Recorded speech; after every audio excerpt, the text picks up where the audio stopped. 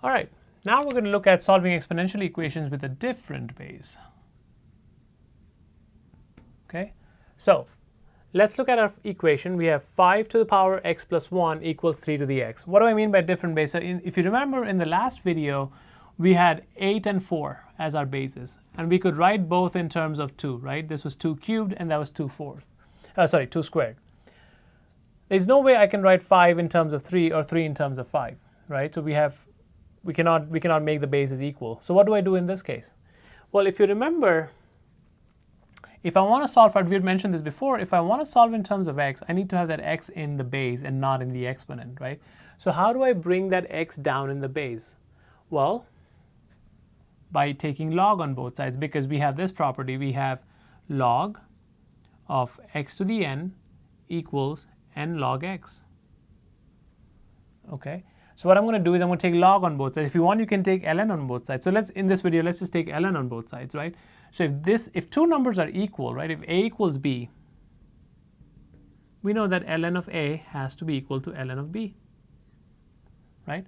So what I'm going to do is I'm going to take ln on both sides. I'm going to get ln of 5 to the x plus 1 equals ln of 3 to the x.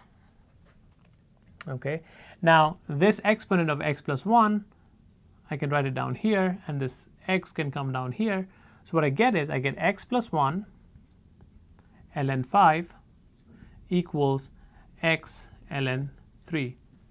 Now, just a word of caution, make sure you have parentheses around x plus 1, right? Otherwise, it'll be x plus 1 times ln 5, whereas the ln 5 is multiplied to everything inside the parentheses. So just make sure you have parentheses there.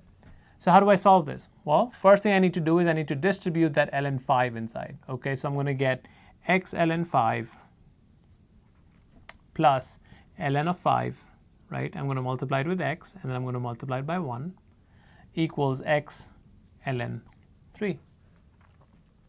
Now, just like we do with most equations, what I want is I want to make sure all my x's are on one side. So I'm going to subtract an x ln 3 from both sides. Okay, so that cancels out and gives me a 0. And this gives me x ln 5 minus x ln 3 plus ln 5 equal to 0. Okay, so I'm going to subtract the ln 5. So I get x ln 5 minus x ln 3 equals negative ln 5. Okay, and then finally, what I'm going to do is I'm going to go ahead and factor it. In these two terms, I can factor out an x. I'm going to factor out an x, and I get x times ln 5 minus ln 3 equals negative ln 5, right? So I have that. Now I'm going to just go ahead and divide by this term here. So I get x equals negative ln 5 over ln 5 minus ln 3.